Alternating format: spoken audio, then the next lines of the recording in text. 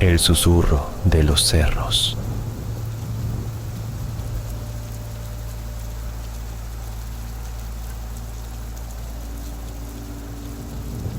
Nunca pensé que volvería a ese pueblo olvidado entre los cerros ardientes del estado de Guerrero, pero la orden fue clara. Una serie de desapariciones inexplicables había encendido las alarmas en la Fiscalía General de la República, y el ejército mexicano había desplegado una pequeña unidad para colaborar. Mi nombre es Rodrigo, soy policía federal, y me asignaron como enlace con los militares en esa región donde las leyendas y la realidad parecen fundirse en un solo grito. Llegamos al pueblo a media tarde, cuando el sol caía con furia sobre las casas de adobe y las calles polvorientas. La gente nos miraba con desconfianza. Sus ojos reflejaban miedo y resignación. Nadie quería hablar, pero poco a poco empezaron a contarnos sobre el susurro, un fenómeno que según ellos era responsable de que los campesinos desaparecieran sin dejar rastro. Decían que en las noches, desde los cerros cercanos, se escuchaba un sonido casi imperceptible, un murmullo que llamaba a los incautos a perderse en el monte y nunca regresar. La primera noche en el campamento, mientras revisaba los informes, sentí un estremecimiento en la columna. Afuera, el viento arrastraba un susurro constante, tan bajo que parecía que la tierra misma estaba respirando. Llevaba conmigo un viejo revólver y una radio de comunicaciones, pero nada que me preparara para el terror que estaba por enfrentar. Al día siguiente, acompañé a un grupo de soldados hacia uno de los cerros más altos, donde se había registrado la última desaparición. El sol golpeaba sin piedad y cada paso hacía crujir las ramas secas bajo nuestros pies. De repente, el aire se volvió pesado, como si una presencia invisible nos observara. Fue entonces cuando escuchamos el susurro. No era un sonido claro, sino una sucesión de voces que se entrelazaban, como si el viento hablara con cientos de lenguas. Mis compañeros intentaron mantener la calma, pero sus rostros delataban el miedo. Avanzamos hacia una cueva oculta tras una cortina de lianas y tierra suelta. La entrada parecía llamarnos, y un frío inexplicable emanaba de su interior. Decidimos entrar, armados y en silencio. La oscuridad nos envolvió, y la radio dejó de funcionar, como si la cueva quisiera aislarnos del mundo exterior. Al fondo, un altar improvisado hecho con huesos y restos de ropa nos recibió. En el centro, una máscara de madera tallada con símbolos que desconocíamos. Mi corazón latía con fuerza. La sensación de estar siendo observado se intensificó. De repente, las sombras comenzaron a moverse, proyectando figuras que parecían cobrar vida entre las paredes. El susurro se convirtió en un grito ensordecedor que retumbó en mis oídos y me hizo caer de rodillas. «¡Quies!». Intenté llamar a mis compañeros, pero uno a uno fueron desapareciendo, engullidos por la penumbra, dejando tras de sí un eco de desesperación. Solo quedamos dos, yo y el sargento Morales, quien con la voz temblorosa me susurró que esa cueva era un portal a un lugar donde las almas perdidas quedaban atrapadas. Nos aferramos a la máscara, que parecía ser la clave para cerrar ese abismo oscuro. Con esfuerzo, la levanté y la coloqué en el suelo, pronunciando las palabras que el sargento recordaba de sus abuelos nahuas, un conjuro para sellar puertas entre mundos. El grito se apagó, la oscuridad retrocedió y mis compañeros reaparecieron, aturdidos pero vivos. Salimos de la cueva con la certeza de que habíamos tocado algo que ningún hombre debería perturbar. De regreso en el campamento, la gente del pueblo nos miró diferente, como si hubiéramos lavado una parte de su maldición. Sin embargo, el susurro nunca desapareció por completo. Aún lo escucho en mis sueños, llamándome desde los cerros, recordándome que hay fuerzas en la tierra que ni la ley ni el entrenamiento militar pueden controlar. Supe entonces que el verdadero enemigo no era un hombre, sino un eco ancestral que habita en el silencio, y que a veces la valentía consiste en saber cuándo alejarse antes de que el susurro te arrastre para siempre. Pasaron los días, y aunque el campamento recuperó la calma, la sombra de lo ocurrido pesaba en el ambiente. El sargento Morales y yo decidimos investigar más sobre la máscara y los símbolos tallados. Visitamos a doña Celia, una anciana del pueblo que conservaba conocimientos ancestrales. Ella nos habló de Colotl, el dios guía de los muertos, y de cómo ciertos cerros eran portales entre este mundo y el más allá. Nos confesó que la máscara era un relicario sagrado, creado para mantener cerrada esa brecha, pero advirtió que el equilibrio era frágil y que la codicia o el miedo podían reabrir la puerta. Esa noche, el susurro volvió, más fuerte, como si la tierra misma clamara por algo perdido. Sentí que la historia del pueblo y la mía quedaban entrelazadas para siempre, atrapadas en ese eterno murmullo que nunca cesa.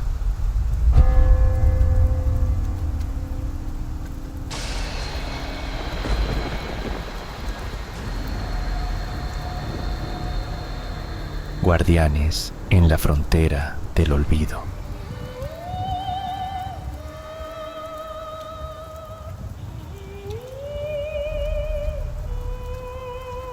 En la frontera entre el desierto y la sierra, donde el sol cae con furia y el viento arrastra polvo como fantasmas errantes, se encuentra el pueblo de La Ciénega, un lugar de tierra seca y casas gastadas por el tiempo, donde la presencia de militares y policías es constante, pero no por razones de seguridad, sino por una amenaza que va más allá de lo visible.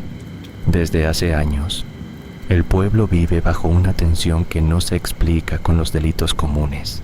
Desaparecen personas sin motivo aparente, y las autoridades parecen más vigilantes de los secretos que de la ley. Mi tío, un exmilitar retirado que decidió asentarse allí, me advirtió sobre las cosas que no debía preguntar, sobre las noches en que el cielo se oscurece sin luna, y el silencio se vuelve un grito ahogado. Sin embargo, la curiosidad me llevó a quedarme, a observar cómo los uniformados patrullaban las polvorientas calles con ojos cansados y manos inquietas, como si cargaran también con sombras internas. La policía local, escasa y desconfiada, parecía obedecer órdenes que no se discutían, y los militares, instalados en un viejo cuartel que parecía un hueso olvidado, vigilaban con binoculares y radios que crepitaban comunicación cifrada. Una noche, mientras exploraba las afueras del pueblo, escuché el ruido de vehículos que se detenían cerca del arroyo seco. Me escondí entre los arbustos y vi como un grupo de soldados descendía con cajas selladas y equipos extraños. Pero no era una operación común. Sus rostros mostraban temor y hablaban en susurros sobre un protocolo de contención y una anomalía. Intrigado, seguí sus movimientos hasta que desaparecieron en una cueva oculta entre las rocas. Al día siguiente, pregunté por la cueva en el pueblo, pero nadie quiso hablar, y los pocos que lo hicieron me advirtieron que no era lugar para extranjeros ni curiosos. Sin embargo, un policía retirado, don Ernesto, accedió a contarme parte de la verdad. Me habló de un fenómeno que comenzó hace décadas, cuando unos restos antiguos fueron encontrados en la sierra, fragmentos de una civilización perdida que, según las leyendas locales, tenían poderes para alterar la realidad y atraer entes de otra dimensión. Desde entonces, la presencia militar se intensificó para contener lo que llamaban las grietas, portales que se abrían en la oscuridad y por donde desaparecían personas, animales y a veces incluso objetos. Don Ernesto confesó que muchos en la autoridad estaban comprometidos en un pacto silencioso: proteger al pueblo de la verdad, pero también mantener el secreto para evitar el pánico. En las noches más oscuras, me uní a una de las patrullas nocturnas y pude sentir el peso del miedo que impregnaba el aire. Los soldados y policías, lejos de ser héroes, parecían guardianes de un umbral que no querían cruzar, vigilantes cansados de una guerra invisible. En una ocasión, una llamada alertó sobre una anomalía cerca de la plaza central. Al llegar, vimos una distorsión como una neblina oscura que se movía con vida propia, y de ella surgían susurros que helaban la sangre. Intentamos contenerla con equipos especiales, pero la fuerza era indescriptible, y solo retrocedimos cuando uno de los soldados cayó atrapado por la sombra, desapareciendo en un instante. A la mañana siguiente, el pueblo estaba en silencio absoluto, como si el miedo hubiera congelado el tiempo. La familia del soldado no recibió explicación, y las autoridades solo mencionaron un incidente en campo operativo. Esa noche, en mi habitación, escuché golpes suaves en la ventana. Al asomarme, vi una figura difusa que desapareció entre las sombras. Comprendí que las grietas no solo eran portales físicos, sino también brechas en la mente y el alma de quienes vivían allí. Decidí buscar ayuda en un curandero local, Doña Carmen, quien me reveló que el pueblo estaba atrapado en un ciclo eterno, la batalla entre los guardianes uniformados y las fuerzas que emergían de las grietas, entidades que se alimentaban del miedo y la desesperanza. Para proteger la ciénega, los policías y militares debían mantener la frontera entre los mundos, pero a un costo que pocos entendían: la pérdida de su humanidad y el sacrificio constante de aquellos que desaparecían al intentar contener lo incontrolable. Doña Carmen me entregó un amuleto tejido con hilos de plata y obsidiana, símbolo de protección ancestral, y me pidió que lo llevara siempre conmigo. Me explicó que solo con la unión de la fortaleza militar y la sabiduría antigua podrían mantener el equilibrio. Así, al amanecer, acompañé a la patrulla hasta la cueva. Allí, en la penumbra, el amuleto comenzó a brillar y una figura surgió de la neblina. Era el espíritu de un antiguo guerrero, protector del pueblo, que me habló de la necesidad de recordar y respetar las raíces para enfrentar la oscuridad que acechaba. Durante meses, fui testigo de la lucha silenciosa entre la realidad y lo desconocido, entre el deber y el miedo. Los policías y militares, lejos de ser simples agentes, eran los últimos guardianes de un secreto que definía la existencia misma de la ciénega. Comprendí que en esos pueblos, donde la frontera entre lo humano y lo sobrenatural se difuminaba, la verdadera batalla no era contra el crimen común, sino contra la desesperación que amenaza con devorar todo lo que amamos. En la ciénega, los uniformados llevan en su mirada la sombra de aquello que custodian, y en sus silencios, el eco de los que nunca regresaron. Y mientras el sol se oculta tras las montañas, el pueblo aguarda, atrapado en una frontera donde la esperanza y el olvido se enfrentan cada noche, bajo la vigilancia de sus guardianes.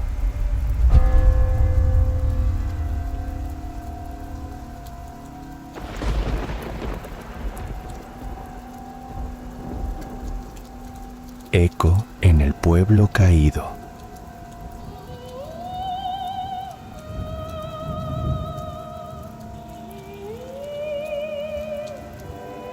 En el norte de México, donde el desierto se extiende hasta fundirse con el horizonte, existía un pueblo llamado El Durazno, un lugar pequeño y olvidado donde las autoridades brillaban por su ausencia, o cuando aparecían, traían más miedo que seguridad.